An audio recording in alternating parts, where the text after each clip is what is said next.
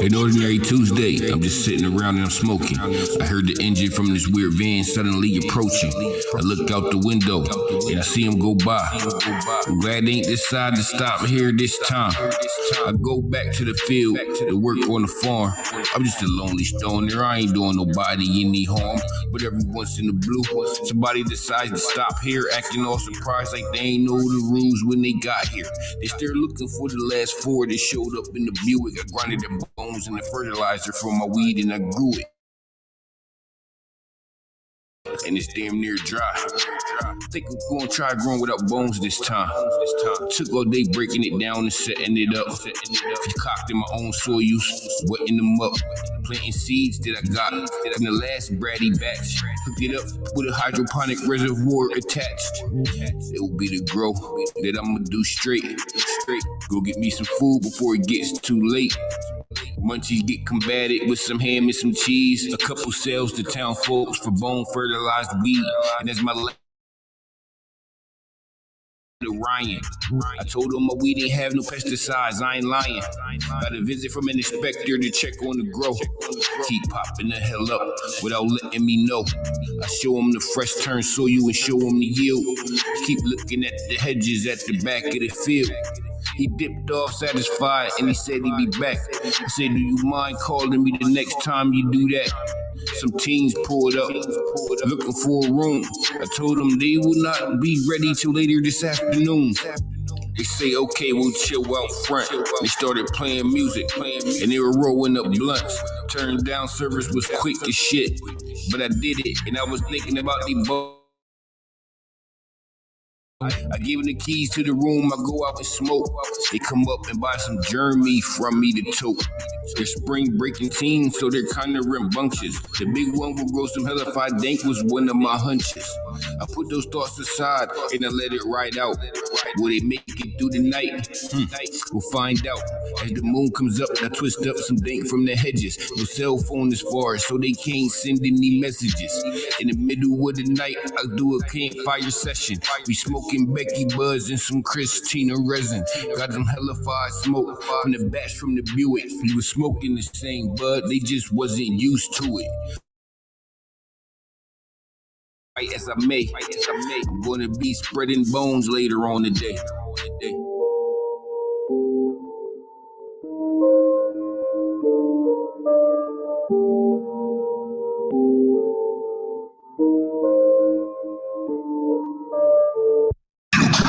But you can't hide, bitch.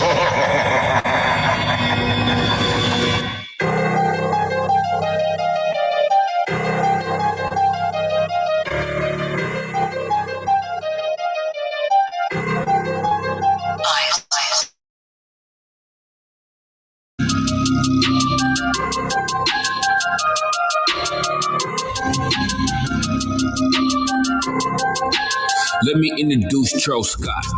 Had an affinity for pot, he was a hoover, so that meant he didn't buy a whole lot. He met a nigga, they gave him a Pandora's bag, told him open it and receive all the weed that he could have. He took the bag to the crib, cause he thought it was a blessing. Bought a bunch of blunts, he could roll for the session. Had them all cracked and the guts spilled out. Open the bag and the blood spilled out. In the corner of the blunt of his own, it was already sparked, told Charles. He had to take him for a walk, it was a place where hoovers go. He'd be better off. Charles tried to run, but wasn't nowhere he could go. Pinnerhead about to take him, ain't nobody gonna know. He tried to make a smooth dash, running through the door, now the room empty with a simple bag on the floor.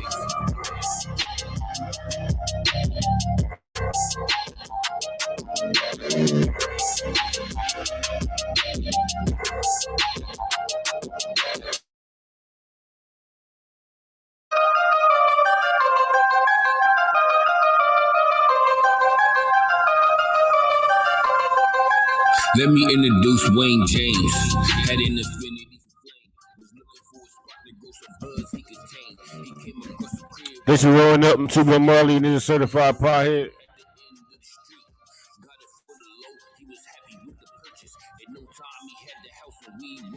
Growing up, one of my mid-morning split. known it was already struck. He asked Wayne, you got some more of that weed for me, dog? Cause that last batch you put in there, I just smoked it all. Wayne say, yeah, I got a bunch and I'm growing. The joints all over, Pinner head started glowing. Pinner head exhaled in the room, got smoky. Now they the best, the homies in there always smoking.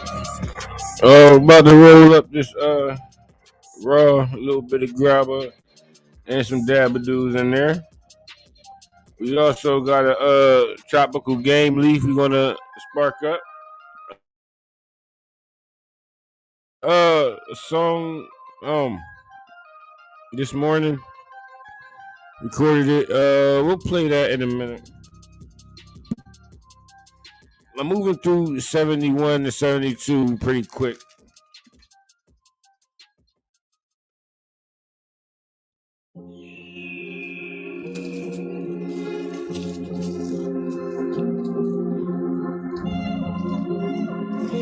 And 71 to 72 is actually, they like both of them are.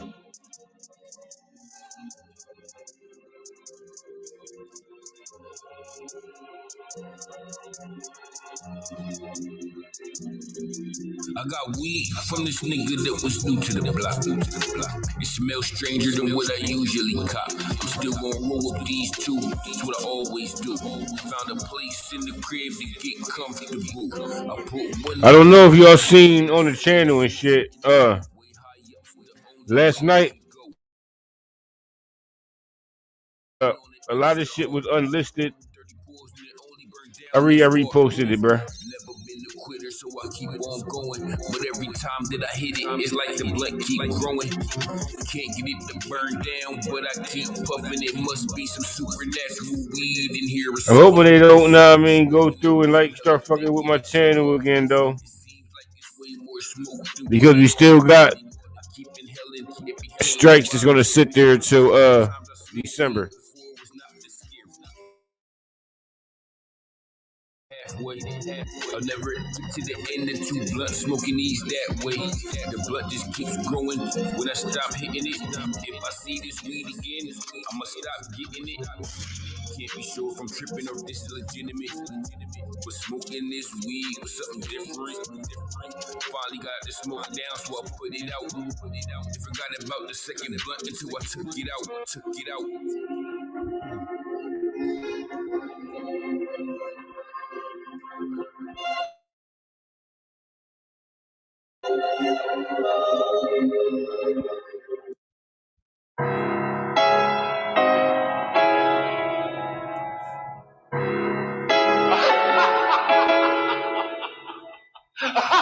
What's good? What you with? We listening to the Halloween album and shit. Three friends chilling in the cut and they just posted. Got their hands on weed from a new connect and they just smoked it. The best about to listen to this new joint I recorded. Found this video I want to look at. A video from 1989. Outside of the crib with all the dank, and they just watching. Ain't seen no movement, sent one of them knocking.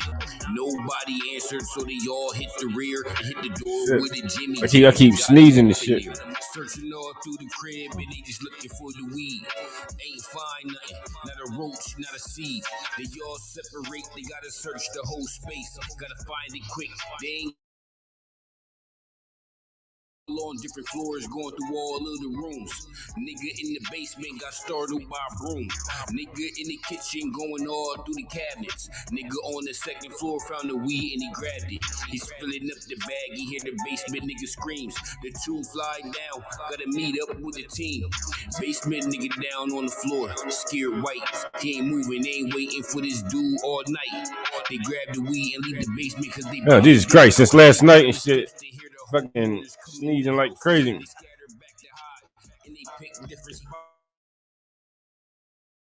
Come down near a lot. They spend a few hours in the basement, hella shook. Hear them watching TV. Oh yeah, we can run it together. Let me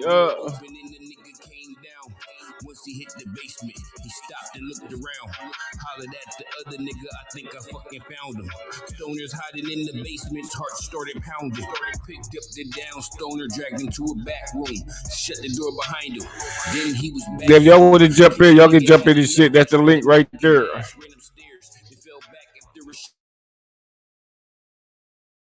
We can go ahead and jump into the waiting room. We're gonna jump into this new song real quick before we put everybody in.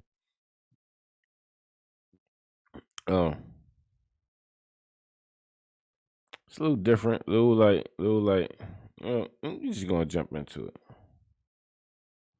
It's called "Every Day I Be High."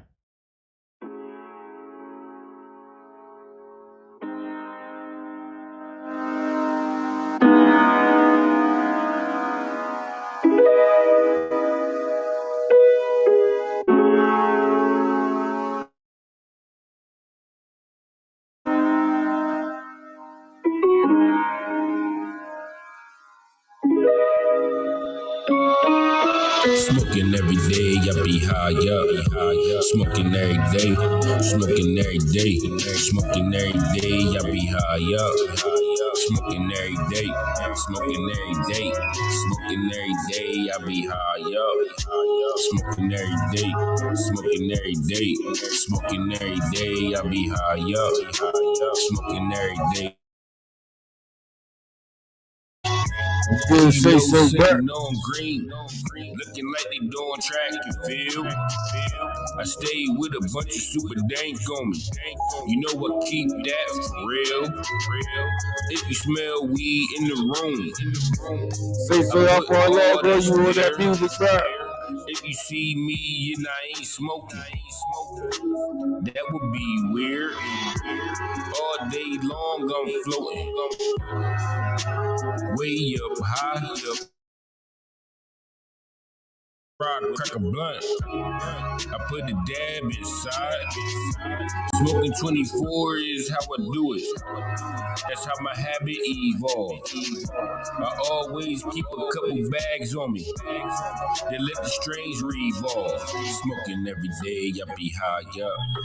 Smoking every day, smoking every day, smoking every day, I be high up. Smoking every day, smoking every day, smoking every day, I be high up. Smoking every day, smoking every day, I be high up. Smoking every day, smoking every day. I keep a couple on me, twisted up, and light them both up when I need them. I wanna get high enough to see JC. I'll have a blunt lit when I greet them. Blunts back to back get me hella lifted, and I'm smoking till I can't breathe. I've been on these clouds for a minute, and I feel like I can't leave. And that's the new joint that I just recorded like right before I went live and shit. We just finished that joint. What's good with you this morning, Wiz? What's going on? Can you hear me all right? Yep, yeah. Excellent. Yeah, you were a busy man last night. I saw all those videos. I watched the root beer Juicy J and the Swisher legendary Swisher. Those both sounded very good, actually. I haven't gotten around to watching the guava one yet. Is it the guava one? Was the third one? Right. The Swisher Legend. This is a nice blunt. It's built like, you know what I mean, a Dutch is, which the Swisher is basically your paper cigar. So this one I like.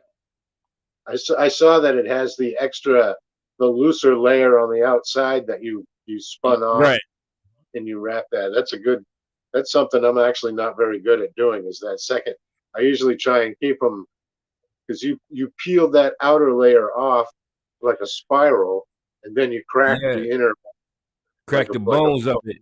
Then I fill the bones up, roll that regular, and then spin the skin back around it. It kind of helps burn it a little bit slower and shit. Well, plus it gives you the whole, it's what the company wants you to, it's what the company want, how, you know what I mean? It's the full representation of what the blunt's supposed to taste like, having both of those wrappers on, you know what I mean? You're Right. kind of not, Yeah. if you toss that outer one out, you're not getting the full experience of what they were trying to sell you, basically. So you know what I mean. So yeah, keeping that outer layer is really, it's kind of cool that you do that. That's neat. Yeah, I got two more.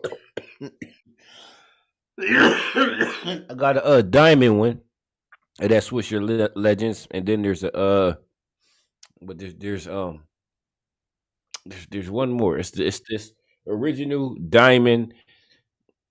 It's something else. It's over in Cell Block Turp. I have to go over there to get the shit. I got a pack of bowl. I just did a dab, but I still got a pack of bowl. What do you think of I was the new backdrop just came today? That came from China. I ordered it off of Etsy, and it took about I ordered it on the 4th. yeah, I like that. It's a little bit brighter than the older one. Still a mushroom motif. Uh-huh. Same size. I actually ordered a 60 by 80, an 80 wide by 60 tall, and this is the same size as the old one, the 60 by 60. But I Yeah, kind of paid for a 60 by 80, so I let them know, because the 60 by 60 is only like $16, so and the 60 by 80 is $21, and they strangely charged me like $20 and change. So they charged me more than the 60 by 60, but then they didn't charge me as much as the what they same price for what they should, yeah. Chinese. It was a Chinese company. I didn't know Etsy didn't start out that way. You know, I actually have an account. I have a store in Etsy that's not active, but between 2010 and 2013, I sold about I don't know what my exact count is, but I sold a lot of antique, not antique, more mid-century, because that's really all you can find. You know, everybody's idea of an antique, a general term. You know, antiques usually start at about 25 years and older. Yeah, That can fall that's how old a car got to be, right? A car got to be 25 years vin- old to be antique. right, or vintage. You can use the term vintage, and it doesn't sound quite as old as antique, which I like to use the word vintage Yeah, more than antique, because if you go to the UK, their antiques are hundreds and hundreds and hundreds of. yeah. We don't So have, the United States doesn't have antiques like like Europe has antiques. You know, we just, unless they were brought over. You know, so let's see. What should I? yeah, because the country's only what just a little over 200 years old, right? Well, 300 I'm by gonna now. Yeah, I'm gonna bust up some Wedding Crasher and smoke a bowl of that. I did smoke a small nug of it last night, and I gotta say, I think so far the Gorilla Glue is more potent than the Wedding Crasher. But yeah, this Wedding Crasher is so hard. The nugs kind of remind me of the first Mac I ever had nugs like this, where you can barely crush them with your fingers. It's like the yeah, nug real is like dent. rock hard. Just, yeah, I'm having trouble crushing this nug up with my two fingers here. Yeah, Jeez, yeah, that's crazy. And I've only yeah. experienced that with I've had dent that was that dense before. Yeah, that nug that you got. That's some good looking. See that? Speaking of frosty, that stuff that you just got looks like what white runts. What's that shit smell? What's the new stuff smelling like? that's it's like it still got like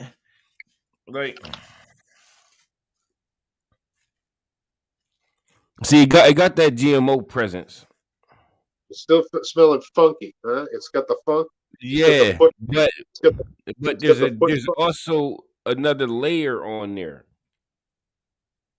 Like it got that GMO funk, but then there's kind of like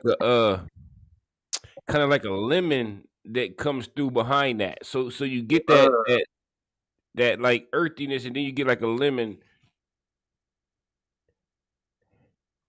All right. Yeah, and then I guess the final smell on it will be like just the growth of the plant and shit. So it's the GMO lemon, and then like the growth of the plant. It'll be the way that the smell is layered and shit. So there's no sweetness, there's no candy, there's just that there's a hint of citrus, some funk of Yeah, some GMO style funk. yeah. It's mostly GMO strong. It's mostly GMO strong, and then like what I'm describing as lemon might actually be pine, but like those kind of like sit the same. right. So it's either like it's one of those two, and then you get just the you kind of smell. So GMO like a lemon or pine, and then like the just the plant itself and shit.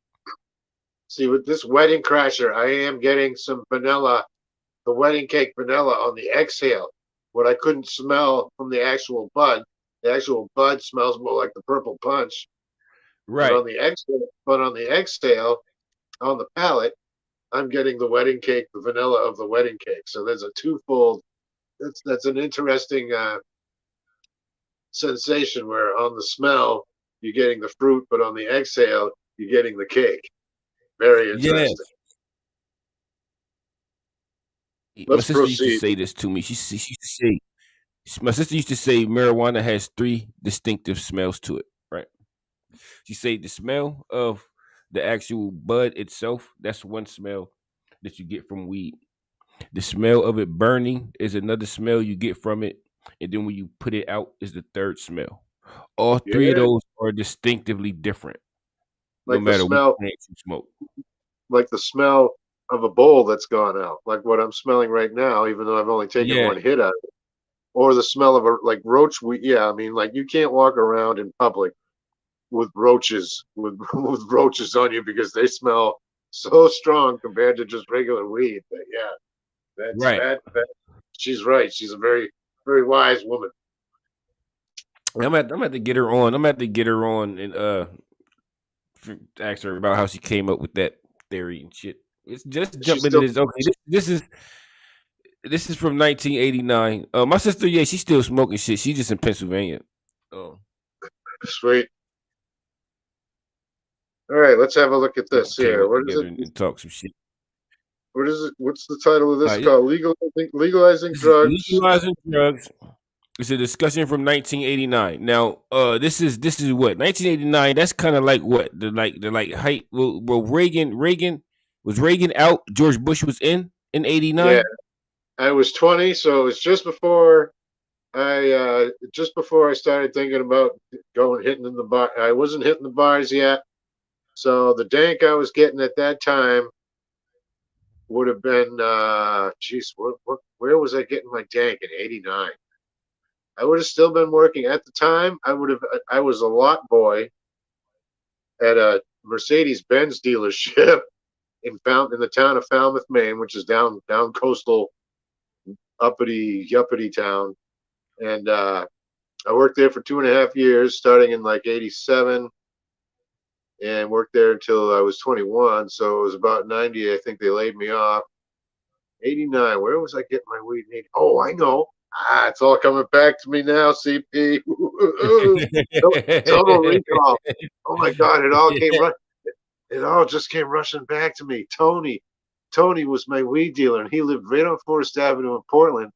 And I used to take the cars because part of my job at the dealership was to gas up the cars that were for sale, the used ones, the new ones, all of Right. them. Even I could take the dealer plates with the magnets on the back. I could grab one of those, slap it on the back of any car, go grab a purchase order for some gas for the thing, go take it to get gas, but also zip across town and go to my dealer's house in a fucking brand new Mercedes Benz Yeah, yeah, yeah. while I'm on the clock. While I'm on the clock. Yeah. Let me Those were see. some 1989. 1989. I'm 8 years old. I'm in Milton Hershey School, private school.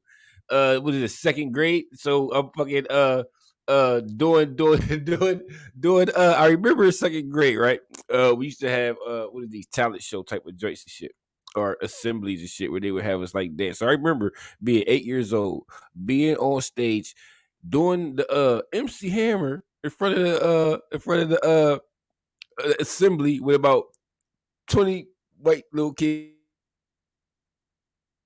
That's All of them awesome. dancing, doing the can't touch this, doing the basically the can't touch this video for all the parents not be out in the assembly joint. I remember that. They might even have footage of that. I wonder, can I get in contact with Milton Hershey and see if they got the footage of those old assemblies I was in? Because I know That would be. I know they still got it.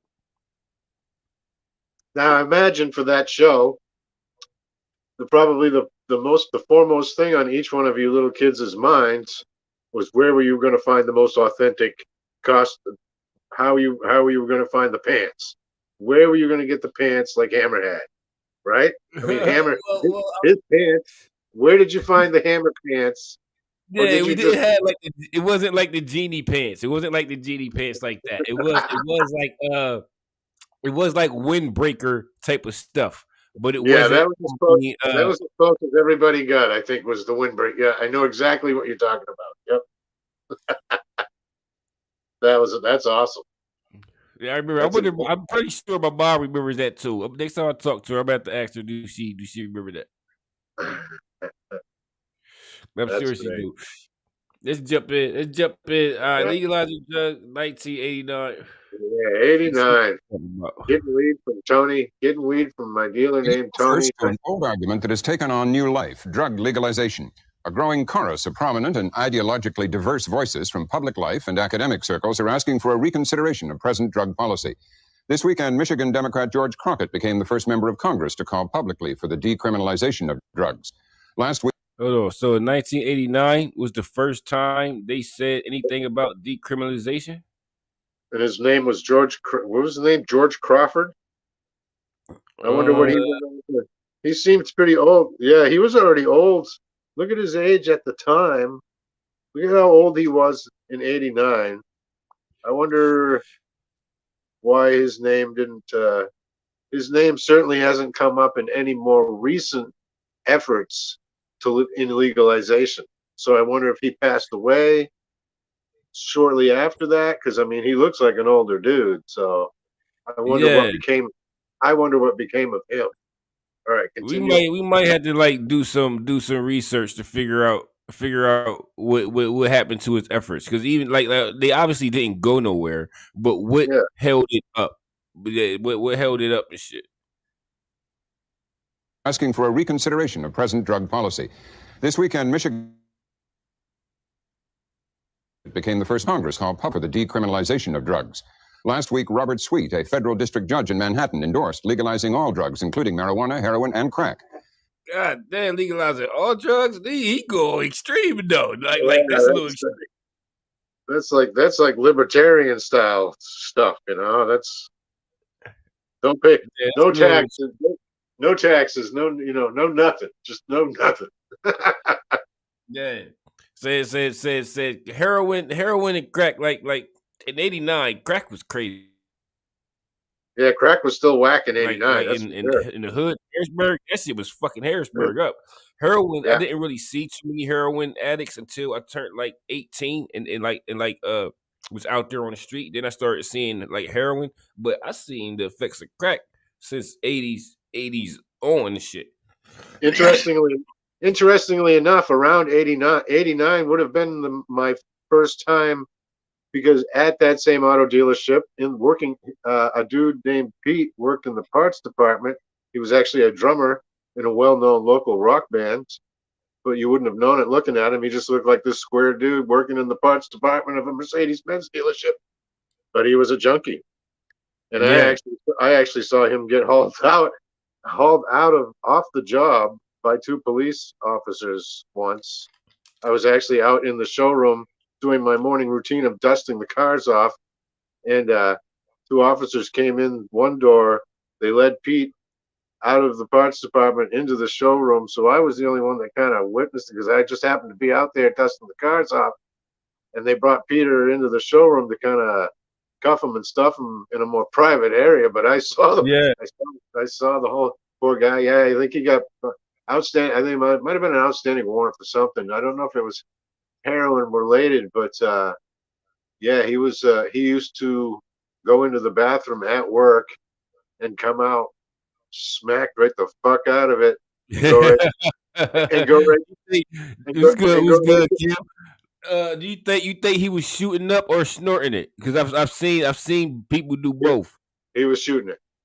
He was a shooter. Okay. Yeah, that gets you. That like I've seen people shoot up and then get stuck to where you know what I mean. They can't do shit. And it's usually about a minute and a half to where they like paused But and then only other, they'll come out of that shit.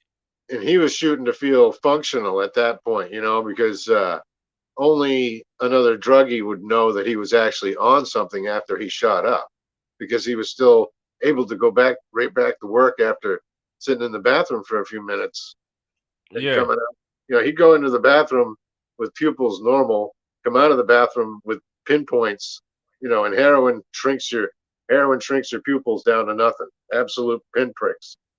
That's the first telltale sign right there. And then if you know the general, how a person behaves on it, that he's on it, but he's still able to do. They're still able to do their job. That's unfortunately what junkies become, is they just shoot up to feel normal. They don't. Yeah, I've seen a bunch of functional addicts to where like the people that used to come down the projects to buy crack from us and shit, like they be people who like, know what I mean, be across the upscale houses, the upscale side of Harrisburg and shit, you know what I mean, it's outside the hood. But they be coming down to the projects, which is the worst side of Harrisburg, just to grab, you know what I mean? Yeah, It's fucking the same. crack and all kinds of shit.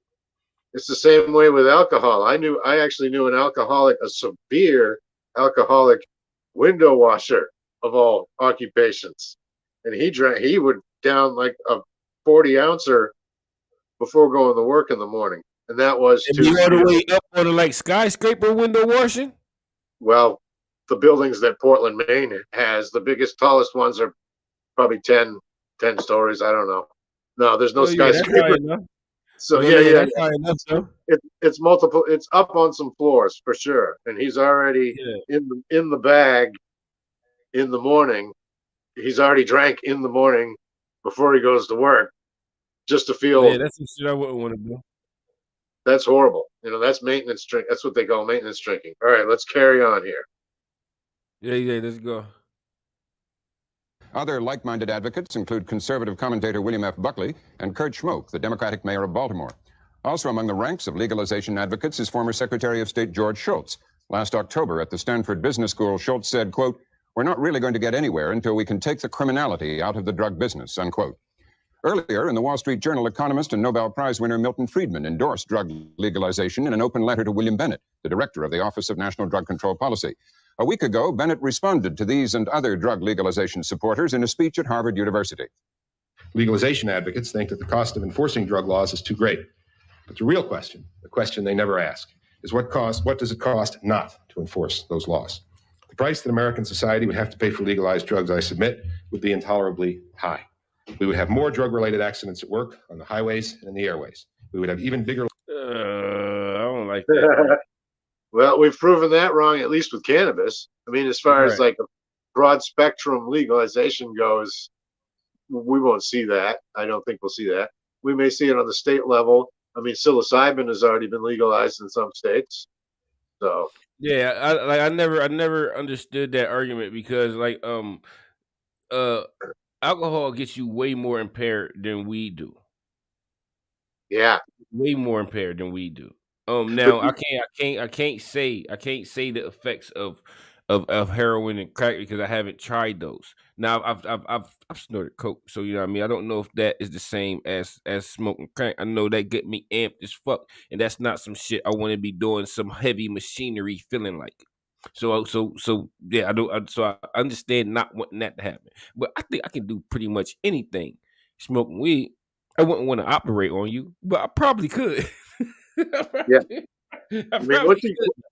once you get into that wax stuff, the wax stuff like meth up here, once you fall into that hole, then work is no longer. You can't be a maintenance meth user. There's no such thing, because Right. meth is so Right. horrible. Yeah, that's either meth, you either all in or you all out and shit.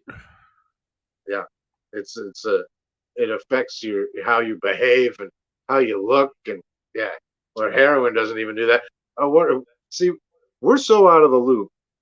Think about this: we're so out of the loop that we're not even sitting here talking about fentanyl. Is the only thing we should be talking about right now.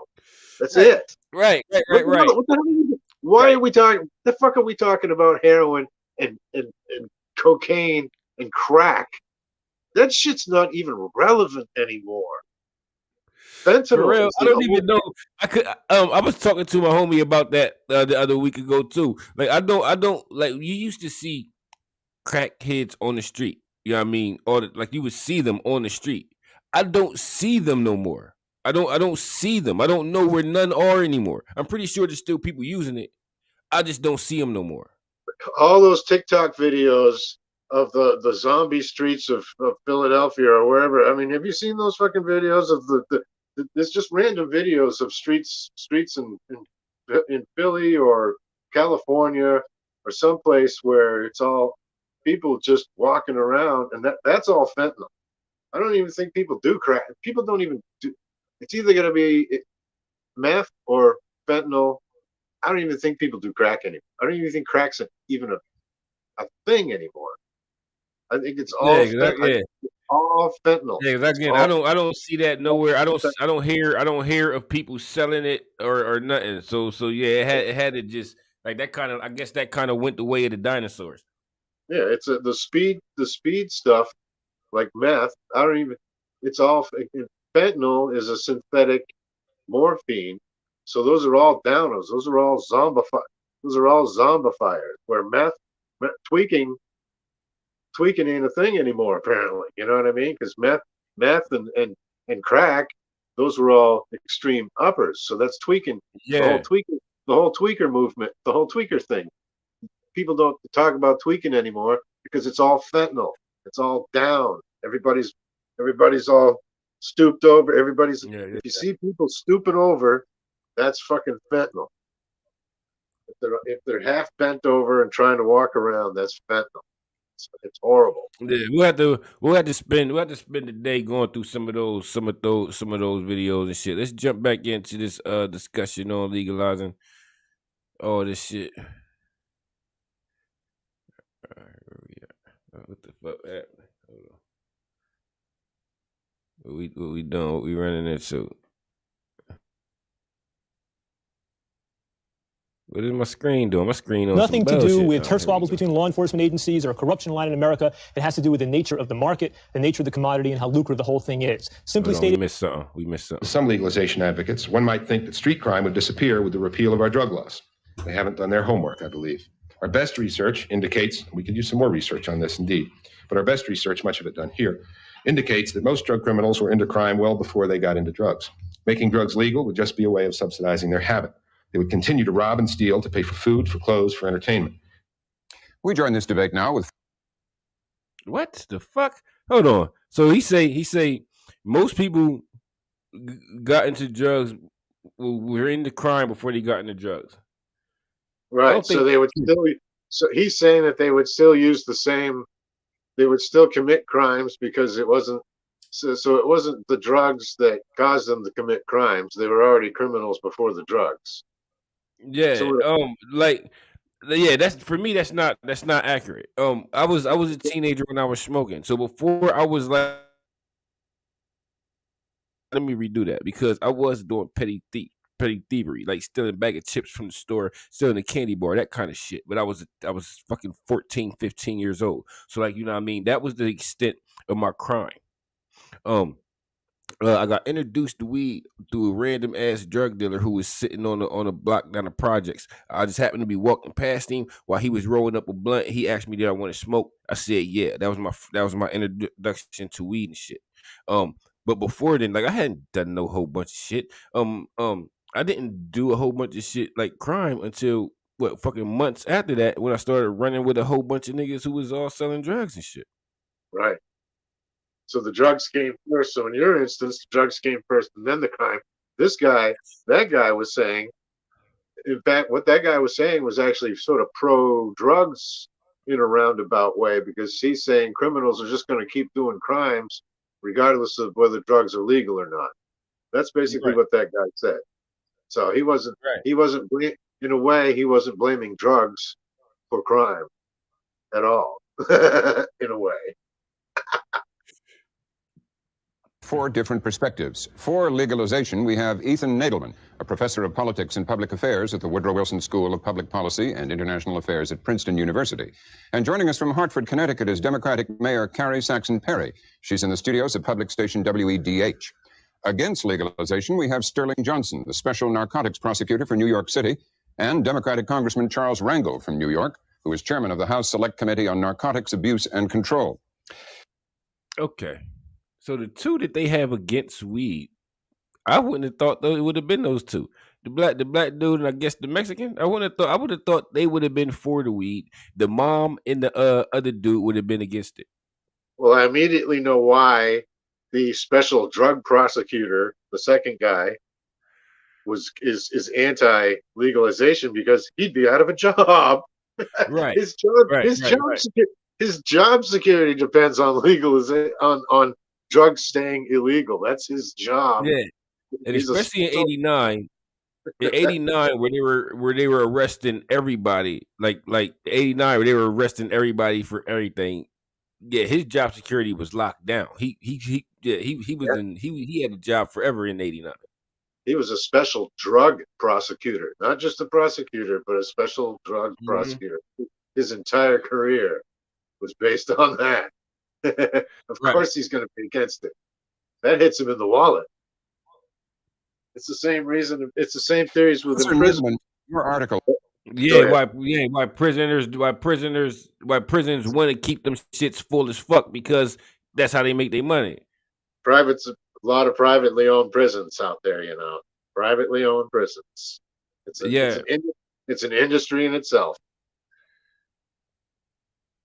Yeah. Hopefully, you know what I mean, this shit, Biden do this shit right, and a bunch of people can go home. In Science magazine, which has stirred up some of the fresh debate on this, including the article that got George Shultz to take the position we quoted him as taking. Very simply, would you state your argument for us? Why legalize? What are the benefits of legalizing, and how would you restrict the use of drugs if you did legalize it? Robin, it's basically a three-part argument. The first one is that everything we've been doing in the past in terms of criminal justice approaches to the drug problem, everything we're doing now, and everything that people from Charlie Rangel to Bill Bennett are talking about doing in the future is doomed to failure. And it has nothing to do with turf squabbles between law enforcement agencies or a corruption line in America. It has to do with the nature of the market, the nature of the commodity, and how lucrative the whole thing is. Simply stated, we can't keep drugs out of the country. We can't keep them out of the inner cities. We can't keep them out of the hands of those people who want them. Secondly, and more importantly, is that drug policies are not only not working very well, they're proving highly costly and counterproductive in much the same way that alcohol prohibition did 60 years ago. Everything from organized crime to rising levels of violence and corruption, overflowing prisons, even tens of thousands, hundreds of thousands of people dying or being poisoned by bad drugs in the same way that people were poisoned by bad bootleg liquor 60 years ago. All of those things are the results of drug prohibition. Now, legalization is no panacea. It's no surrender, but it is an alternative. The third part of the argument is that we have a lot less to fear from legalization than most people assume. That if you run a policy even halfway intelligently, it'll be far superior to the drug prohibition policy that we've had so far.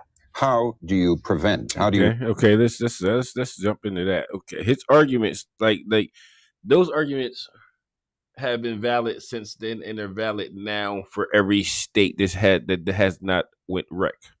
Yes, I agree.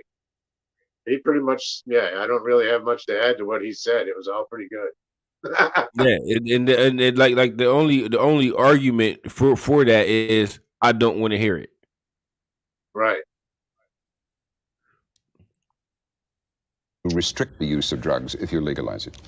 60 years ago, when we went to prohibition to restrict the availability of alcohol, the British wanted to restrict alcoholism as well. What they did was not to go to prohibition. What they did was they taxed much higher. They put all sorts of time and place restrictions on use. They limited pub hours. They did all sorts of things like that.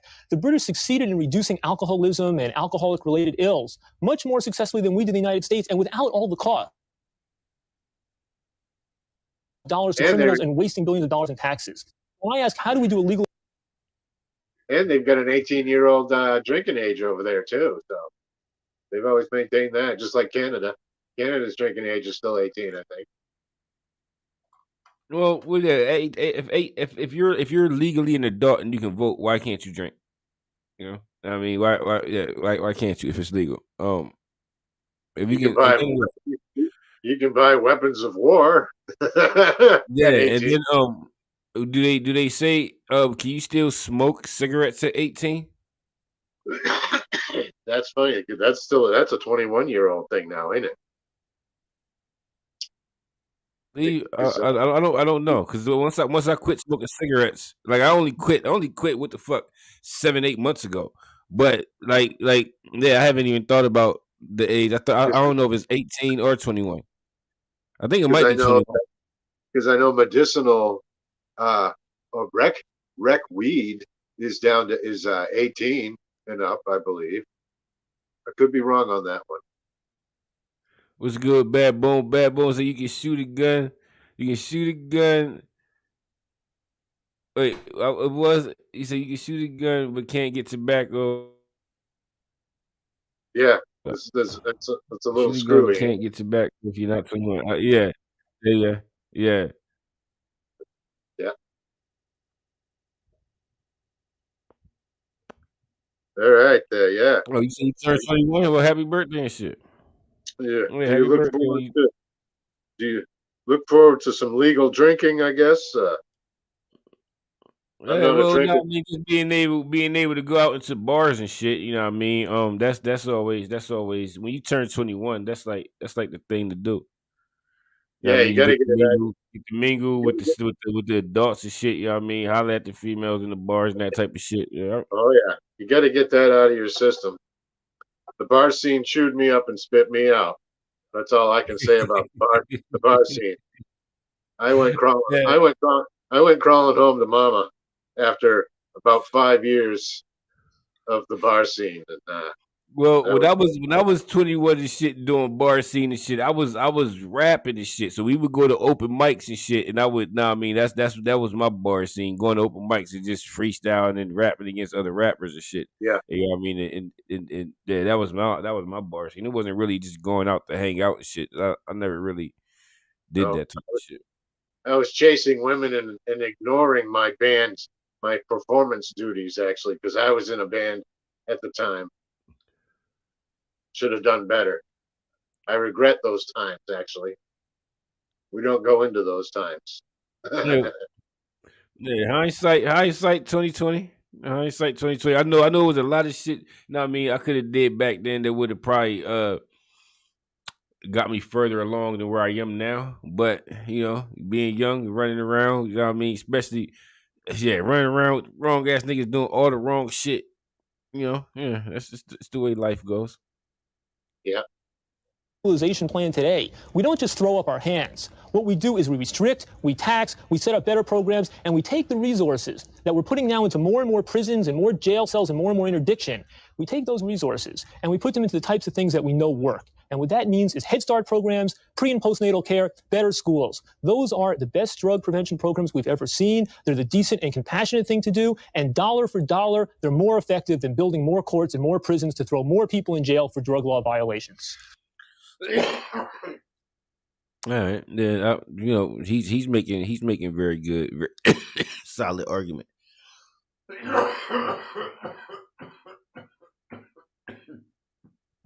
But that's not even a new argument. No, because we're watching stuff from how many years ago? I wasn't even. Geez, it was 20. Yeah, this is 89. 22 years. 32 This years is ago. still the same shit they were saying in the 60s.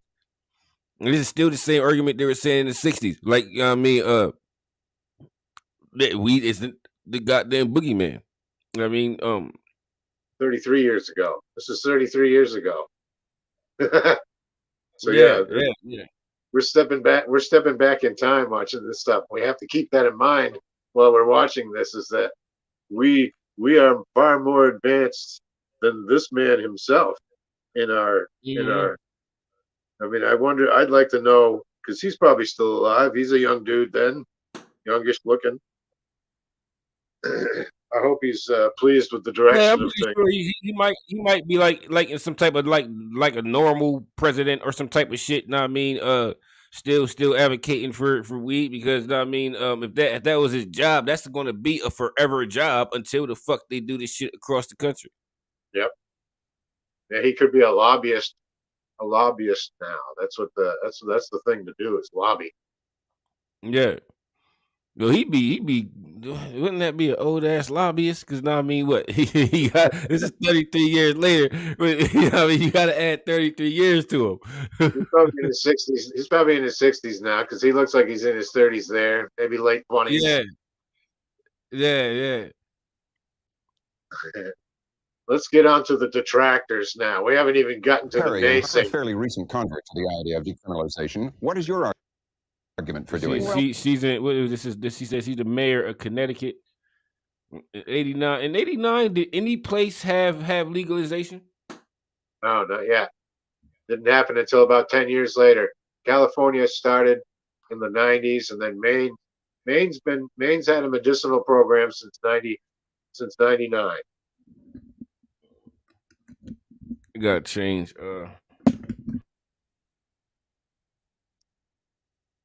So it was 10 years. It was 10 year, a full 10 years after this that a very low key medicinal program started in Maine in 99. So 10 years after this.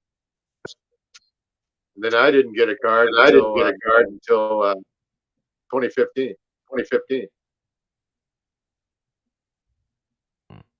I'm not a recent convert. I did testify at Congressman Rangel's committee in '88, and public position, which people listening as closely. I am responding to decriminalization because I'm in the eye of the hurricane here in the city of Hartford.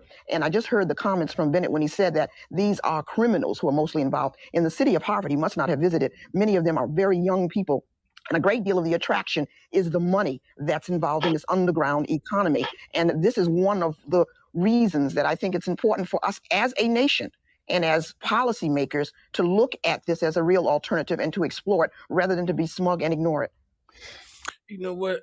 I used to when I used to talk to my homies about legalization, one of the arguments I used to say to them is that if you legalize the shit, it's going to take away the criminal element because you know what I mean, it's going to make it more available and motherfuckers, I mean, if you can get the price cheaper than what it is on the street, I'd rather go to a store than deal with niggas on the street. But you gotta have the price about the same. Like if I can get a half ounce for $100 on the street, I don't want to pay $160 for it in a store. But if you can get me the same half, you know what I mean, at $100 for a store, I go to the store all day. See, back in the 80s, the drug war was so harsh.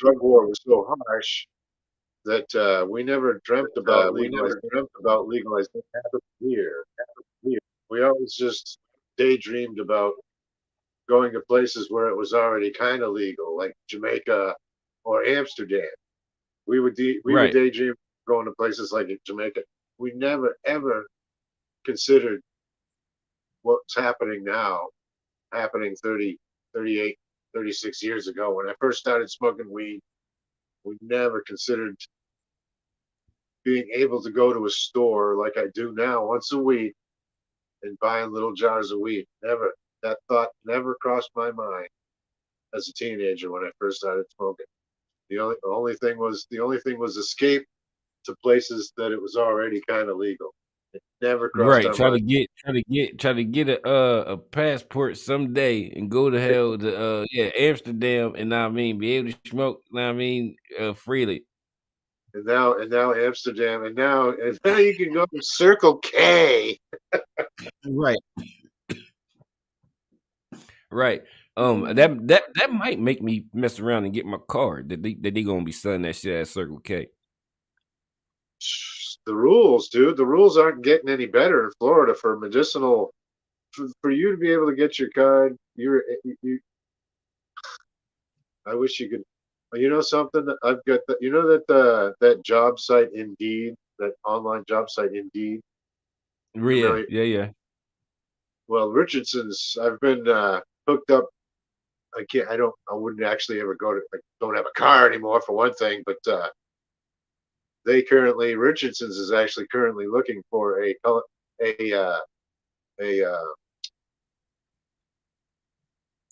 cultivation technician up in Caribou at their grow facility in Caribou. They're actually looking for a cultivation technician right now to work on the in the Yeah. plants at Richardson Remedy, and the jobs they only post their jobs on Indeed. It's the only way you can contact them is through Indeed. So I get the emails, even though I'm And not. yeah, I'm gonna have to look that up because I'm trying to get into a grow facility somewhere. I You mean, can what? apply. You I can wish apply I over. wish I You could can apply. find like a spot down here where they like I'm sure they have grow farms down here. Oh yeah, because Jungle Boys moved to Florida. So this huge Yeah, facility. I'm about to take a day and do a whole intense search. Yeah, and see what they doing out here. Because if I can get into a dispensary, that'll be like my yeah ideal job until we can get this YouTube shit jumping 100%. Congressman Rangel, are you being smug and ignoring it? No, it's fortunate that there are not too many people involved in this so-called legalization. I think as it relates to Judge Crockett, coming from the inner city of Detroit, that his constituencies would more than deal with that problem there. It's interesting to note how the professor, an underscore professor, is talking about what is needed in the inner cities, as though we would have to legalize drugs in order to deal with the problems of the poor. It would seem to me that now is the time to talk about better education, better housing, better job skills, better opportunity, especially for our homeless, where we have a large number of addicted people. I think it's mean-spirited to say that the only way to get this money to take care of these serious social problems is to legalize drugs, or to say that the penal system is not working properly. It never has. It certainly isn't working now. And I think this is the time to talk about prison reform. But it's just absolutely dumb to say that in order to take care of the problems of the poor in inner cities, and in order to reform a non-working, failing prison system, we will have to expose millions of people to a poisonous drug that causes children to be born addicted, physically and mentally impaired, and to become impediments on society for. All right. I don't like his take on this. Well, what drug is he talking about? He's not even specifying which drug. He must be talking about like crack or something. If he's talking about babies. Yeah, well, all right. I got one of my cousins. One of my cousins was born addicted to crack. So I understand what he mean when he say babies being addicted to crack. I got one of my real. little It's real. It's real. It happens. Yeah, I'm not doubting that. It's not, but that's just not like that shit wasn't like every single goddamn baby was being born addicted to crack. That shit it wasn't not everybody's doing crack. Yeah, that's not I everybody. mean it's like yeah, so you can't take like little anecdotal things and try to like make that shit the whole entire. So he's generalizing so much that he doesn't realize that he doesn't realize that people have the wisdom to only legalize certain drugs. That's why only weed has been legalized right now. Nobody went down the whole legalize all drugs path, and that's not gonna happen. That's not. I don't think that's in the future for America, and nobody advocating for legalizing weed says. Now, I mean, legalize crack, legalize heroin, legalize fentanyl, legalize meth. Nobody saying legalize weed is saying all of that. That's because what's helped the whole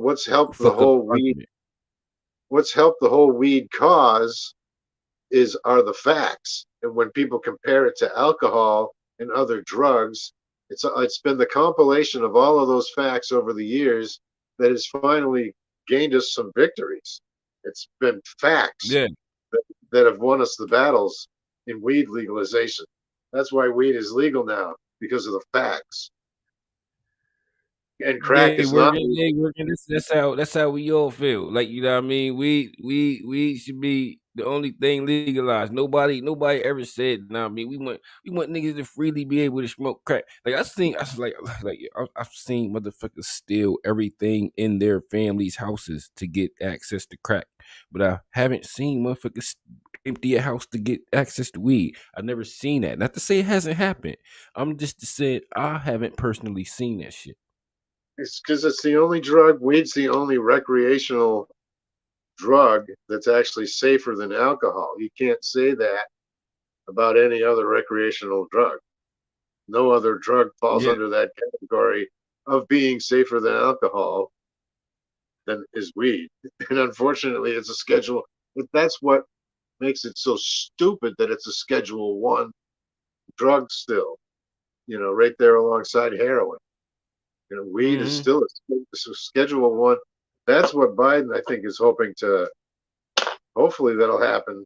That's what needs to happen is the descheduling needs to be taken down. What they'll if they move it, they'll move it to like something Schedule 2, which says, you know what I mean, it's medically beneficial, or there's some medical benefits to Right. it. Put it with cocaine at least. Schedule 2 cocaine is Schedule 2, for God's sake.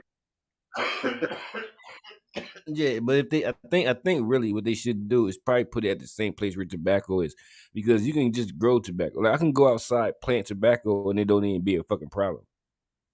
Yeah, because in that form, yeah. I mean, why not? That would be neat. Let the Department of Agriculture control it or something. Well, no, the ATF.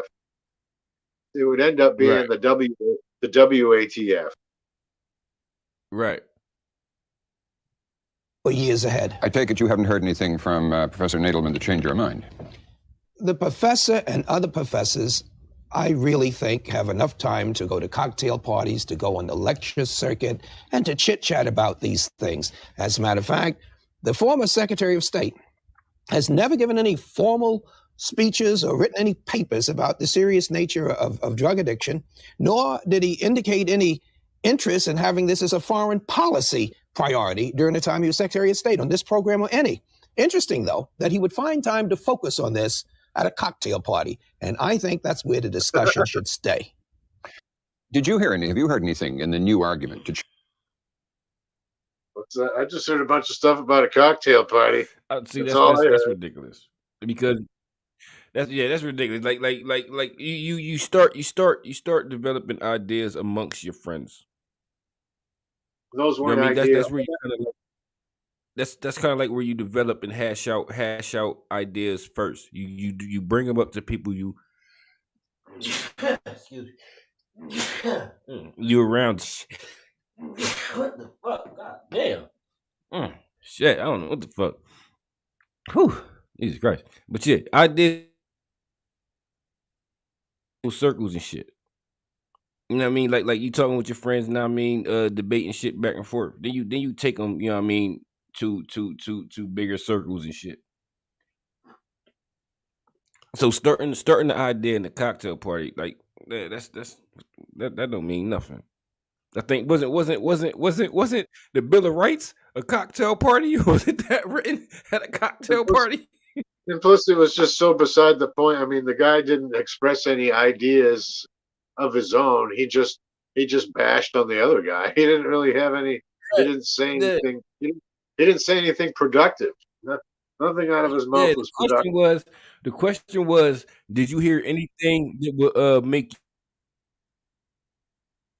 thing that he said was at a cocktail party? So you didn't even address anything that he said at all. No, he just shit on the guy. That's all. Yeah.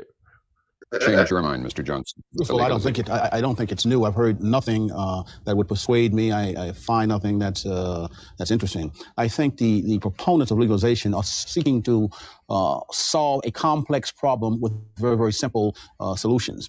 And when you're trying to impose legalization of drugs on the people in the inner cities, what a horrible subliminal message that this sends to people in the inner cities.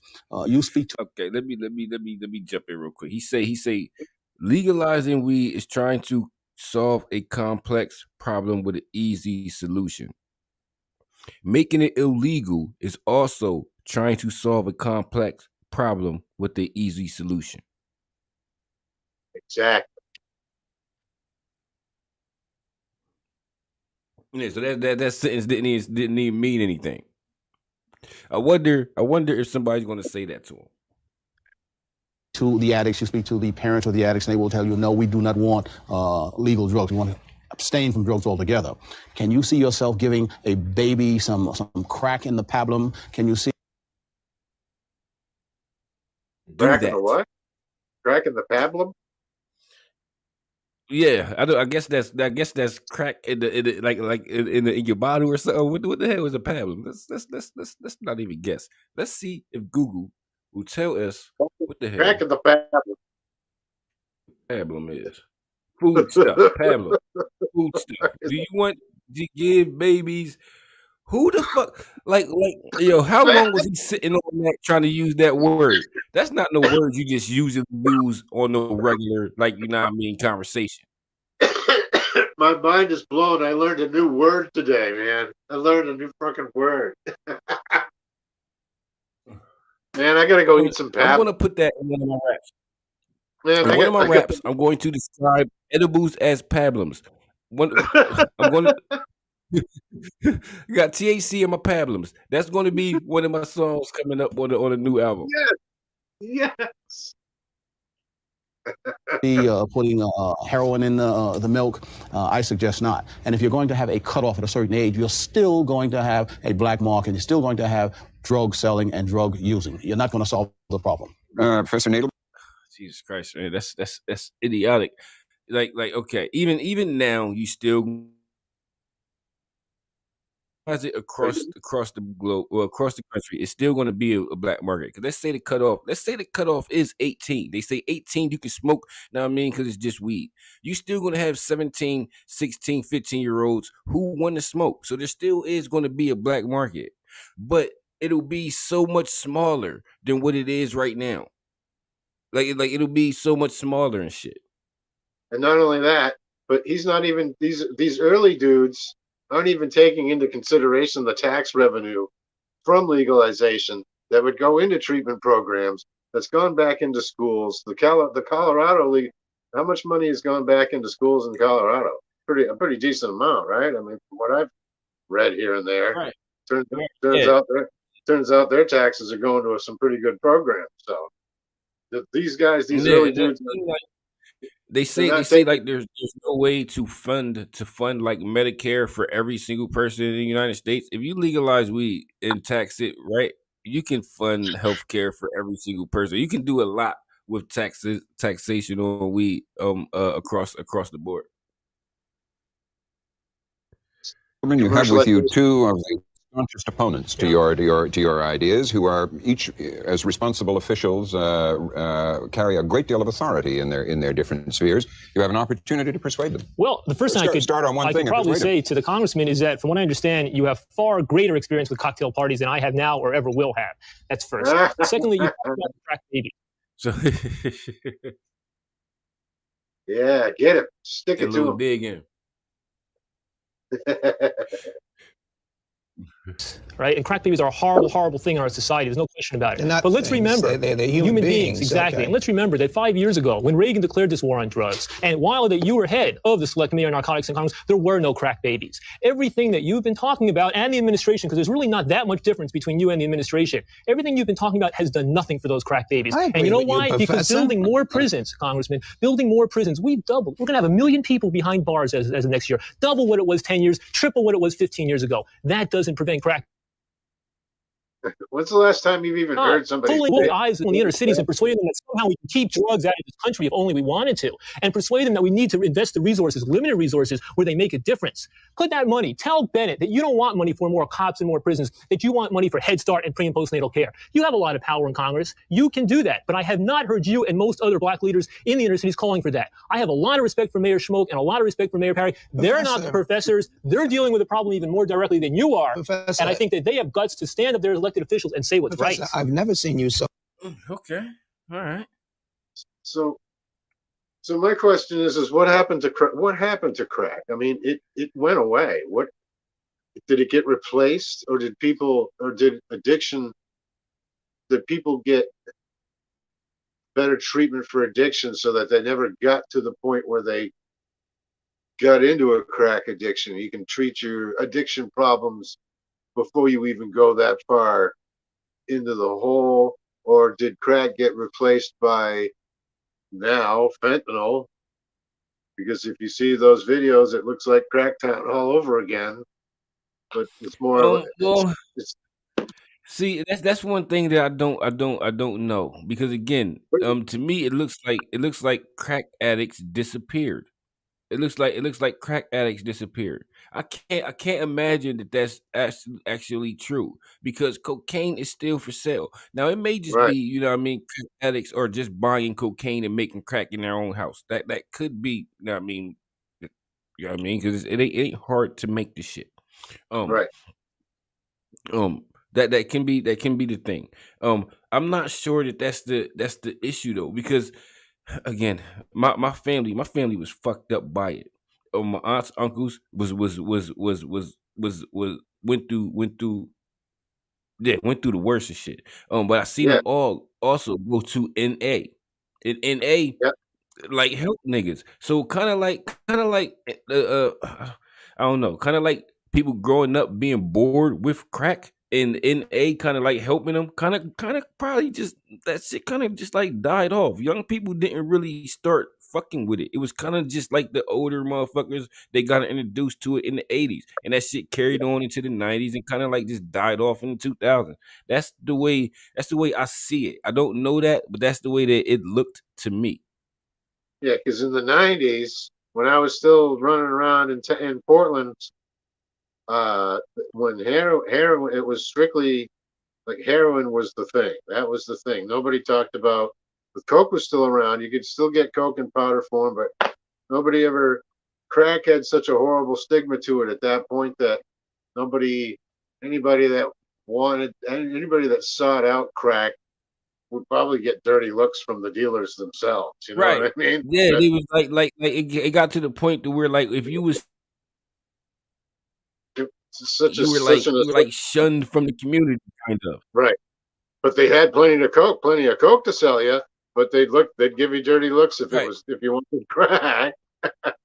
Right. And now it's all fentanyl. And now the crack, today's crack is fentanyl for sure. I mean, did you see the problem with that is that, I mean, fentanyl is so much deadlier than fucking crack that, yeah, like you can get high from like touching that shit, right? Supposedly, yeah. There are those it's hard to tell if it's been proven that some people say if you touch it, it happens. Some people say if you touch it, it doesn't. So there's still two sides to that argument. Obviously, law enforcement has been accused of staging the video of that cop at the trunk of a car, and all of a sudden he just faints, and apparently that was kind of that video right there was kind of what I was judging that shit on. That video, I guess, ended up not being accurate, I guess. Out of control and so emotional. We're only having a discussion, and I thought you just wanted to have a debate. First of all, you don't have to talk about black leaders unless you think that this is a black problem, and I'm prepared to discuss that with you. So I don't know why you think, if we're talking about social reform, that this is a matter just for leaders who happen to be black. Second, you coupled me with Ronald Reagan, and this was a man that has slashed the budget some $200 billion in social and economic domestic programs.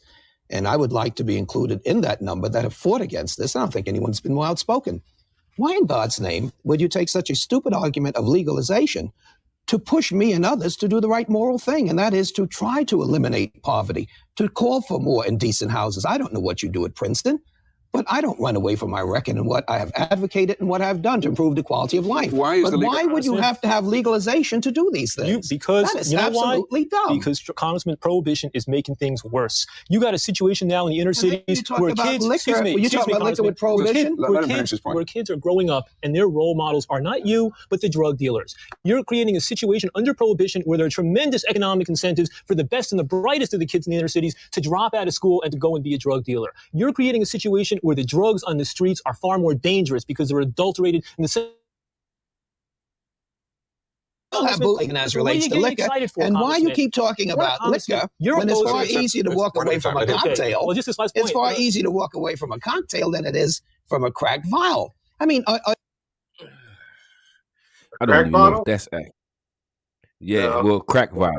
He says it's easier to walk away from alcohol than it is to walk away from crack, and I don't know that is accurate. Like, I've alcoholics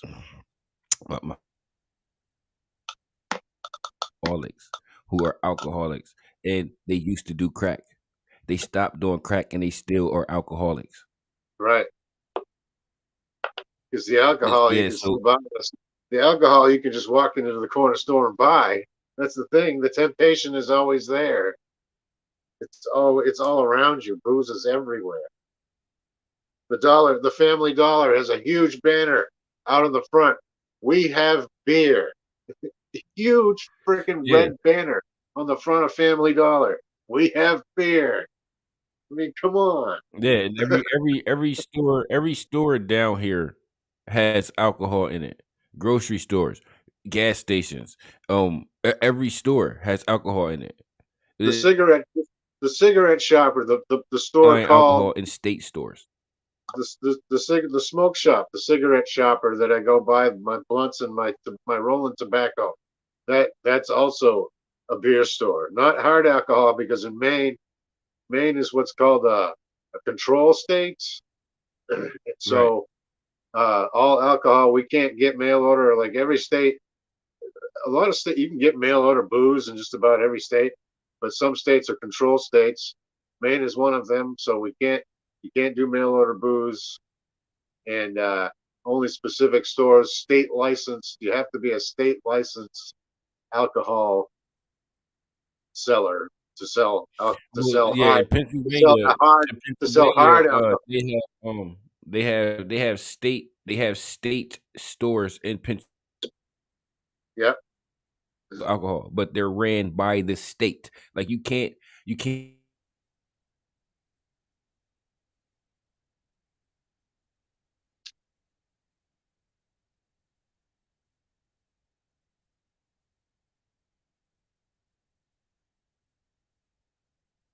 froze up on me. Are we all froze up?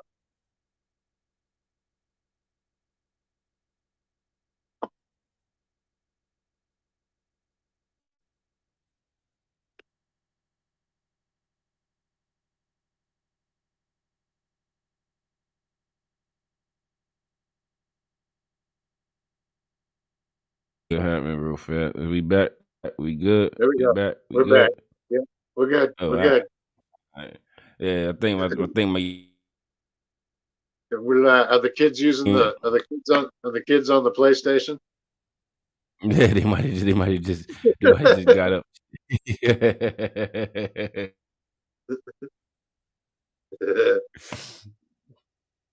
What's up, working? Yeah, they playing Minecraft and shit, so they not on that building all kinds of shit. Like they little creative little dude. That's good. I will always fully approve of video games because I am of that gen when Pac-Man, Asteroids, Centipede. That was I could never tell anybody to not play video games because of that. Like the games they playing games where they not playing games where Grand Theft Auto phase. Now let them play that where they was running around just shooting shit. But the games. Yeah, they're not playing Fortnite.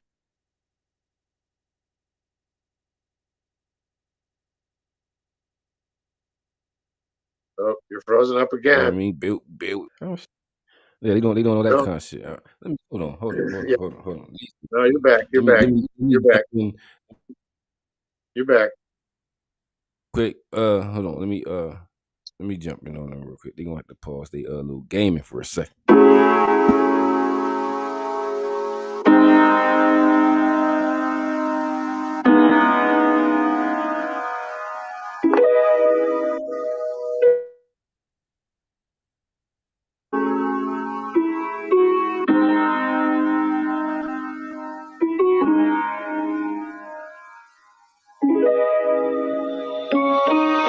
Smoking every day, I be high up. Smoking every day, smoking every day, smoking every day, I be high up. Smoking every day, smoking every day, smoking every day, I be high up. Smoking every day, smoking every day, smoking every day, I be high up. Smoking every day, smoking every day. You know, sitting on green, looking like they doing track and field. I stay with a bunch of super dank on me. You know I keep that for real. If you smell weed in the room, I put all this there. If you see me and I ain't smoking, that would be weird. All day long I'm floating, way up high. Whenever I crack a blunt, I put a dab inside. Smoking 24 is how I do it. That's how my habit evolved. I always keep a couple bags on me. Then let the strains revolve. Smoking every day, I be high up. Smoking every day, smoking every day, smoking every day, I be high up. Smoking every day, smoking every day, smoking every day. Smoking every day, smoking every day, smoking every day, I be Let high that play up. real quick while I roll Smoking this every day, up real fast. smoking every day. I keep a couple on me, twisted up, and light them both up when I need them. I wanna get high enough to see JC. I'll have a blunt lit when I greet them. Blunts back to back get me hella lifted, and I'm smoking till I can't breathe. I've been on these clouds for a minute, like I can't leave, can't leave, can't leave.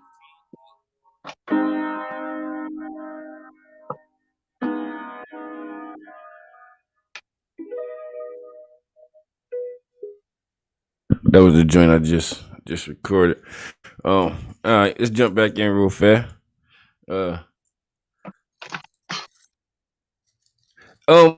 Keith, Keith, I didn't. Keith, where you at in PA? You wasn't up near Erie, was you? No, that was it AG? Was AG up near Erie?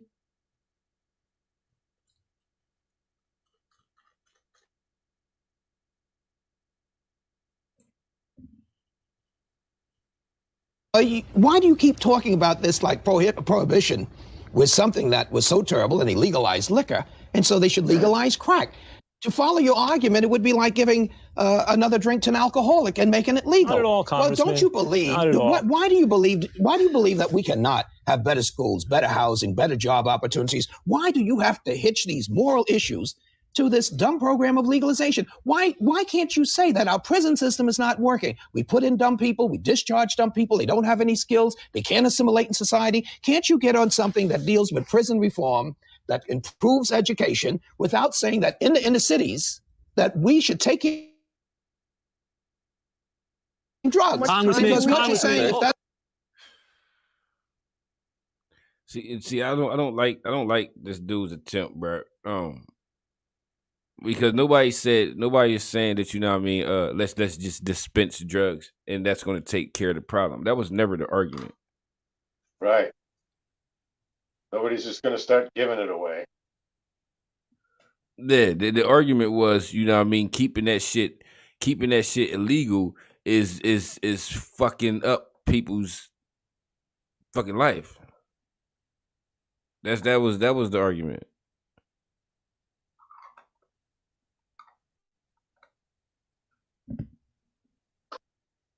That's what they want. Congressman, open your eyes, because when you see what's happening, we've had drug prohibition and drug wars in the inner cities for 20 years, and things have just gotten worse Now, and how would worse somebody and from worse. Princeton And know that's the this? result. How would you know this well, from Princeton? Let's go to somebody who administers an inner city, city with a big inner city. That's Mayor right. Perry. That's right. I wanted to ask, what have been the benefits of prohibition? Things have gotten much worse. Probably I would be a little bit more confident if Congressman Rangel was the drug czar. But I'm not very confident with Bennett being the drug czar that we are going to have some change. We're talking about what's going to happen. In 20 years, we won't have any young people or babies to talk about if this continues to escalate. 80% of the crimes committed in the city of Hartford are drug related. And many people are victims who are not drug users. So you have an epidemic where you have the victim and the victimizers both suffering equally. So somewhere along the line, we have to interrupt this epidemic. We must listen to this plague and say, what are some of the alternatives? We cannot dismiss looking at all the choices that are threatening. It's worse than an oil spill in Alaska. We're 2% of the population in the world. And Right. We can't dismiss the why choices. is there great demand for drugs within our community? Choices. And in our inner city,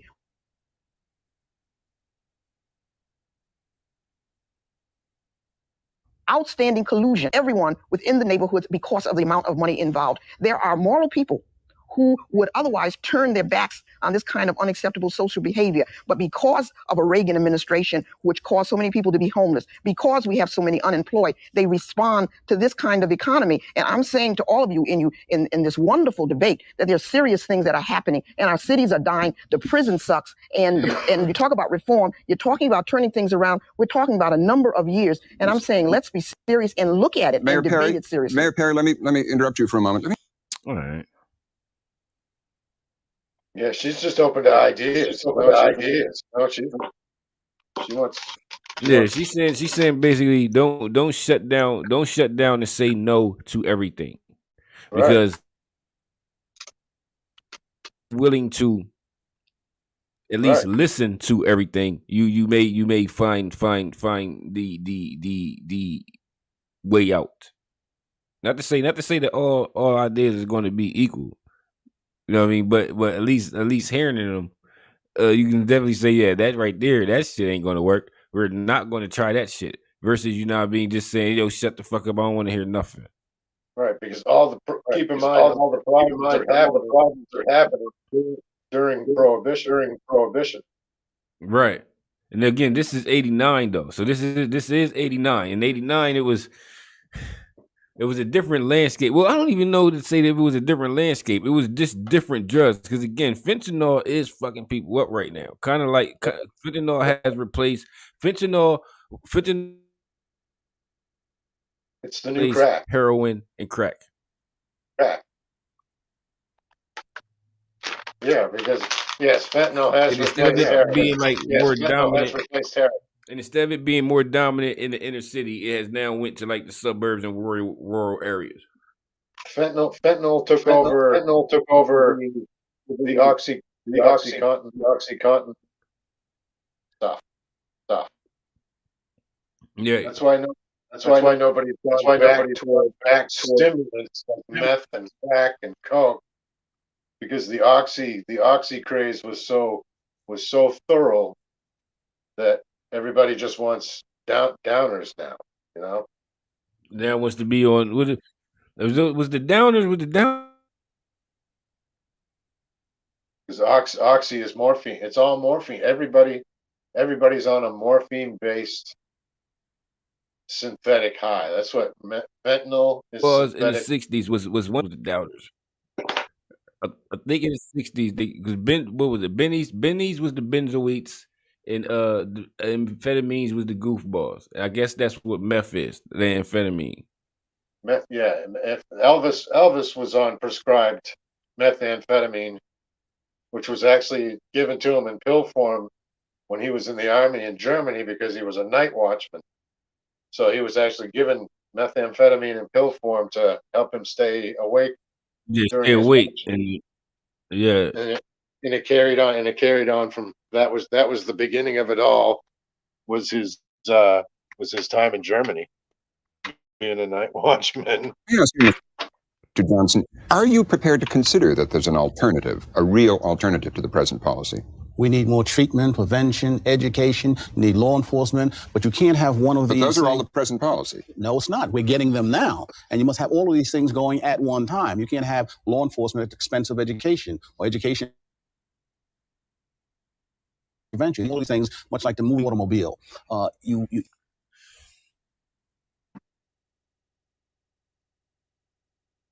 Nobody's saying get rid of law enforcement for legalization.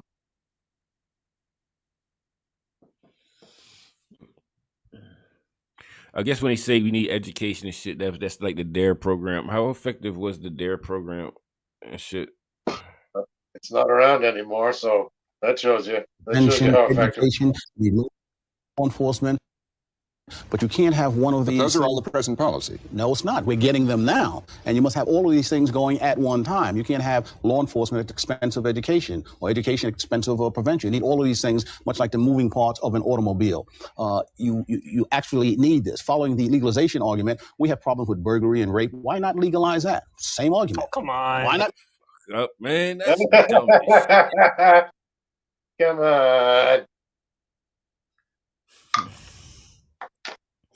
Like now you can't even take him serious no more. Like now we can't even take you serious.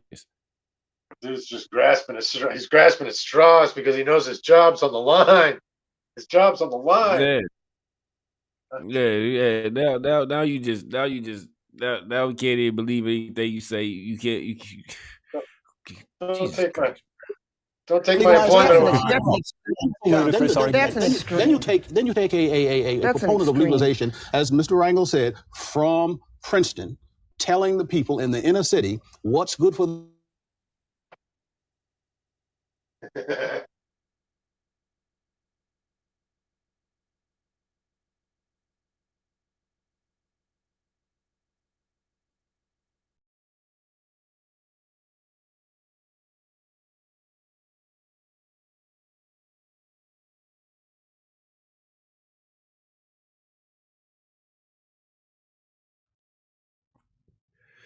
Did they all right, they drop me out. All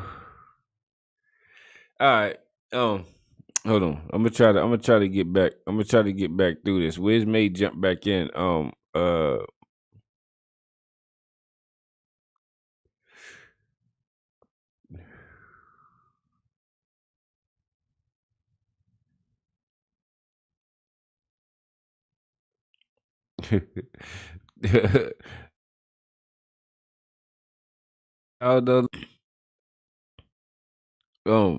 running my like that shit keep dropping. I'm gonna try to get through the video real quick. Let's see if we can make it through this joint.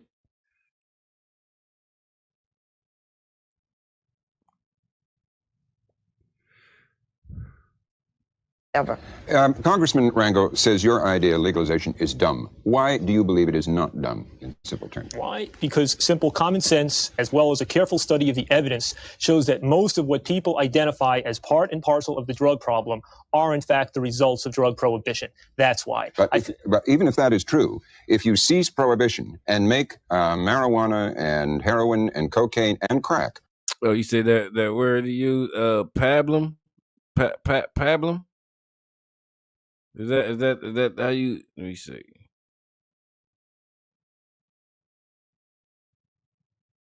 Pablum. So you about to get some pablum, some food stuff?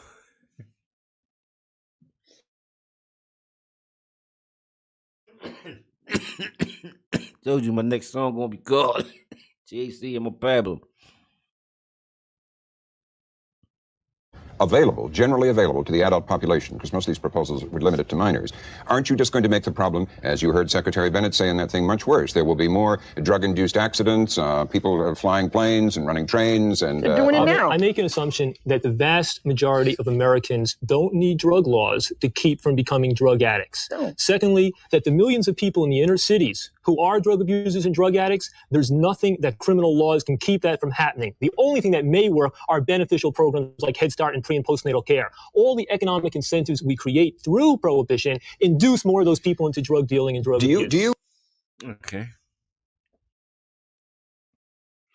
So his argument is another simple one and shit. By keeping that shit illegal, you make it beneficial for motherfuckers to sell the shit because you know what I mean. They now have a reason to sell it, make money and shit.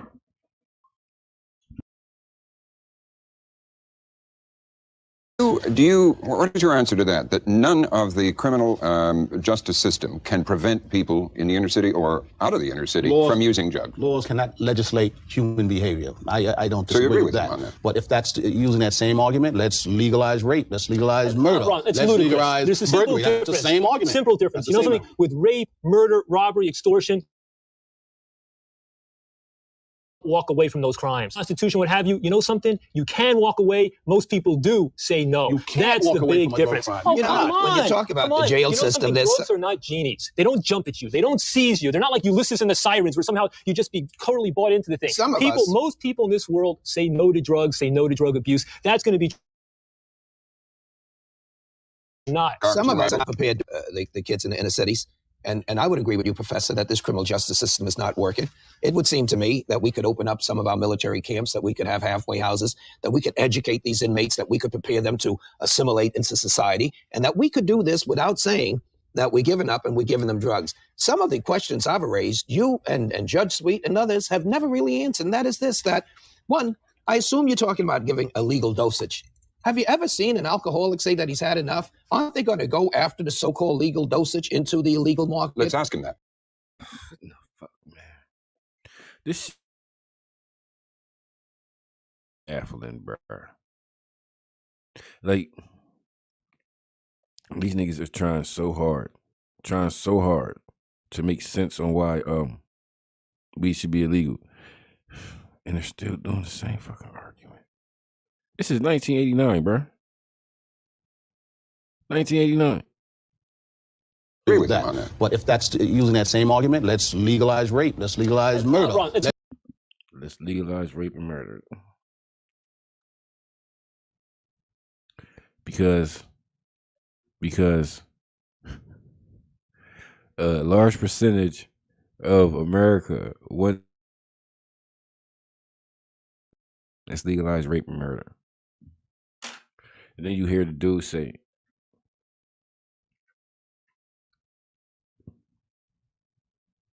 rape and murder are not crimes you can walk away from. Like those are crimes with victims. Smoking weed that's a victimless crime, bro. Like who's the victim of that? Me? I'm the victim of this? Let's legalize There's a simple burglary. That's difference. the same argument. Simple difference. You know something? With rape, murder, robbery, extortion, people cannot walk away from those crimes. With drugs, prostitution, what have you, you know something? You can walk away. Most people do say no. You can't That's walk the away big from a drug difference. crime. Oh, You know, come on. when you talk about Come the on. jail You know system, something? there's Drugs are not genies. They don't jump at you. They don't. You see, dude face when he was proven wrong and shit. Rape. Let's legalize murder. It's Let's ludicrous. legalize There's a simple burglary. That's the difference. same argument. Simple difference. You know hold on. something? With rape, murder, robbery, extortion, people cannot walk away from those crimes. With drugs, prostitution, know something? You can say no. That's the big difference. Oh, you know, come on. when you talk about the jail, Look at that. Look at that fucking lip, bro. That lip look like man, bro. Don't be being right over this bit. Bubble gup lip ass nigga, bro. You know something? Drugs are not genies. They don't jump at you. They don't seize you. They're not like Ulysses and the Sirens where somehow you just be totally bought into the thing. Most people in this world say no to drugs, say no to drug abuse. Whether we have drug laws to write off the kids in the inner cities. And I would agree with you, Professor, that this criminal justice system is not working. It would seem to me that we could open up some of our military camps, that we could have halfway houses, that we could educate. And that shit right there, bro. We can open up some of our military camps. What the fuck that mean? Send the youths Send the youths into military camps? How many niggas you think signing up for that shit? How many youths, 16, 17s, you think gonna be wanting to go to a military camp?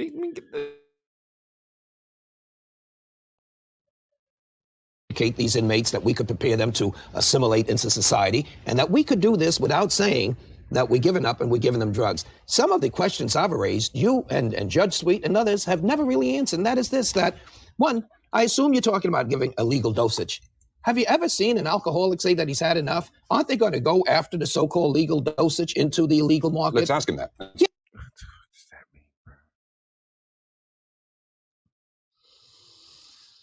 What do you mean by that? Okay, so you're saying because the proof is in the pudding and shit. You already got the medical where they say you can get only 3 ounces a month. Niggas is only getting 3 ounces a month. Now, so you do go through your 3 ounces. You is probably gonna go to the black market and get some more weed. What? It sounds like he said you gonna go to the black market and get some crack. You go through your 3 ounces. Yes, aren't they going to do that? Let's ask him that. AA and other alcohol treatment units have millions of people who actually did hit a point where they just said no, where they said enough is enough. I'm saying if you get your prescription drug, Charlie, yeah, when you ask the question, you should at least have a limit. And what let him answer back to liquor? When you ask, you brought up liquor, you brought up alcoholics. When you ask a question, Professor. Yeah. I mean, Most people in this world don't want to take crack. And those people who are taking crack right now, there's nothing that your drug prohibition can do to stop that. And what's more, there are people who take crack who have stopped. And they've stopped not just because they've been thrown in jail, because as you know, jail doesn't make them drug free. The question, Professor, stop interrupting, okay? The professor is that once you get your legal answer. dosage, do they go into the illicit market for what they want to get high? That's the question. What the fuck? Okay, that's what I mean, right? When you get trapped in a just can't fucking answer and you just start saying bullshit. The fuck you mean, bro? Your question don't even make sense. And then you know what? You know what you do? You know what you do? You give him his answer. You give him his answer, and then you force him to answer your question. Yes, they're going to go into they're going to go and try to get more. Yep. You give somebody. You say you can only get one dime a month. They're going to smoke that dime and try to get more. Correct. Well, all right. There's if not, why not? Yeah, there's a question. If you let people have the substance legally, how are you going to stop a black market from forming so that they will be able to pay to get it outside hours or more than the amount that's legally available? I mean, alcohol and tobacco are legal, and we still have black markets in alcohol and tobacco for kids because the mafia gets into it. Yeah, but you want to know something? A lot better world in one in which 90 to 95% of the market is legal, regulated, tax controlled, than one like the current system, the one that you both support, which is one where the criminals control it, where they determine price, purity, what have you. We now have 95 to 100% black market. I'm not saying legalization eliminates the black market. I am saying that we should bring the problem above ground, and that if we go to a world in which 70% of the market is legitimate, legal, controlled, we live in a much better world, one with fewer drug overdoses, one with much poorer criminals, one where cops and police can go after the types of criminals that people cannot walk away from. That you admit it doesn't. See, that's what I'm talking about. That's like common sense argument. Now, I want to see what this dude does to try to make this not make sense for him, because it doesn't take much to take the rationalization of what he just said to you. Prohibition, you know what I mean? It's keeping the market for weed. And this is 89, you know what I mean? So nothing was legal anywhere. So 100% controlled by the criminals. That was true. These niggas could did anything with the weeds back then. Anything. Because there was no regulation.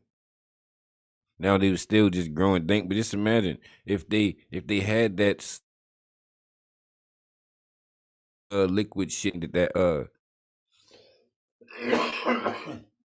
K2 shit is. That spice shit that they could just spray on shit and know what I mean, give you the crazy high that know what I mean fucks you up. Imagine they had that shit in '89, was just able to spray that shit on everything. Eliminate the illegal market. The other question I have, and you always have difficulty. 80% is not bad. 80% well, it was 70 not bad. Just a couple of seconds ago, it was 70%. Charlie, you're probably no better predicting the future than I am. Professor, the question I have is that, assuming that you're not going to discriminate against the poor who are drug addicts and that it has to be dispensed to them, I ask, under what program? What the fuck do you mean it has to be dispensed to them? I don't understand that. What do you think? That legal drugs mean now we just giving that shit away? No, you still got to buy it. You still got. Would you suggest? Well, no. Okay, fuck that. Fuck that. No, bro. We gonna take dude's idea. When that shit get legal, you just handing that shit out. Government is just handing out weed. I'm expecting once Biden make this shit go, I'm expecting my monthly half pounds on the first every goddamn month. We provide a Medicaid? Would we just say that we're lowering drug stamps? Yes, I would drug stamps. I would drug stamps. Just like food stamps. You know we got weed stamps. What? My man is kicking some shit right now, bro. I'm not even against your idea. Yes, issue me some weed stamps like the food stamps. Can I get 700? Can I get 700 weed stamps? 700 weed stamps for the month, bro, please. Price, and then they have to go to their public hospitals to receive it. What we do with oral... No, you open up a store on every corner to sell the government weed. Methadone today, we can do with other drugs as well. In England, you have not just oral methadone, you have injectable methadone, injectable heroin maintenance, even injectable cocaine maintenance. My first priority is this. I want to make it less likely that addicts go out and hurt other people. And if that means giving them the drugs that they want to use, so be it. I'm saying that our second priority with addicts, the addicts are getting the drugs anyway, and as it is right now, they're stealing and mugging and hurting other people to raise the money. I'm saying take away their need to raise the money, give it to them. And secondly, give them the resources in a positive sense, to make it less likely that they need to go out and do those things. I like that's my priority. Okay, yeah. So we can understand what he's saying. He's saying, listen, these motherfuckers are going to do the shit anyway. Like, okay, weed was illegal, but I was smoking that shit anyway. And it wasn't like because a motherfucker said you can't smoke. Like, okay, nigga, you can say I can't, but I'm gonna go get stuff. Go get something roll up. So that shit. I mean, that shit's there, bro. And then like they was knocking drug dealers off the block, but you knock one drug dealer off a block, 3 more gonna pop up, bro. So that shit was never hard to get that shit. Never, bro. Mr. Johnson here. What I hear with that argument is that not we care so much for the addicts, we want to do something for the addicts. What I hear is that let's give them drugs so they won't harm us. If that's what you hear, then you're not listening. I'm listening. What I'm saying is our first priority as a society is to make it less likely that addicts hurt other people. My first concern is innocent people. I don't want innocent people being hurt by drug addicts. And my second priority is help the drug addicts. And that not prison cells before we give you a treatment program. How positive you can be, Professor. Right now, we're fighting. There's no one in this country. Just let Mayor Perry talk. This is These motherfuckers are talking over each other. Advantage of not being in New York with the guys, but anyway, there's no one in this country that believes we're winning the war on drugs. In our cities, everyone feels like a hostage. If you ask anyone what is their priority, they say public safety and education of our young people, and also for them to grow up and to live. And the policy that is working now, there is no indication that there is a will and a spirit on the national level to really put an all-out effort. Okay, Ms. Mayor, I have to interrupt you there because we've just come to the end of our time. I'd just like to ask each of you as we go around. The mayor says it isn't working. She thinks it can't work. You think it can't work, the present policy. Do you really think the present policy can work? The policy you're wedded to can work? Yes, He better say. He should say, yeah. What? I think it can. If we have this commitment and not just rhetoric that we've been having for 10, 20 years. Still just rhetoric? Is it still just rhetoric? We had rhetoric 10 to 20 years. But if you put some resources into treatment, prevention, education, also enforcement, then I think that we can do it. Do you really think the policy can work? If we really declared war and all we've had is a war of words, we really haven't put the resources there. It's interesting that the professor would talk about using the Medicaid program to dispense the poison when we have not been successful enough to use the Medicaid program to provide treatment for addicts. And so it seems to me that if we fight on the areas that Sterling Johnson was talking about, we can win. On the other hand, we can surrender the whole darn thing to the drug pushers to supplement the program. I have a feeling we'll be back to this argument. Congressman, Mr. John. Y'all was right back to that argument. That argument did not change at all. At all, bruh. We still fucking putting up this dumbass money. Yo, I'm smoked, bro. I'll let y'all working on album 70, 71 or 72. Probably gonna write something, record some shit. I put a bunch of shit back on the channel, bro. I put everything back up on the channel, bro. I think pull the kibosh. They gonna put the kibosh. I'm gonna be recording some shit, some reaction drinks and posting those. So stay tuned. I'm gonna holler at y'all, bro. With them too, but Marley, I'm out. Bird Club. Flat.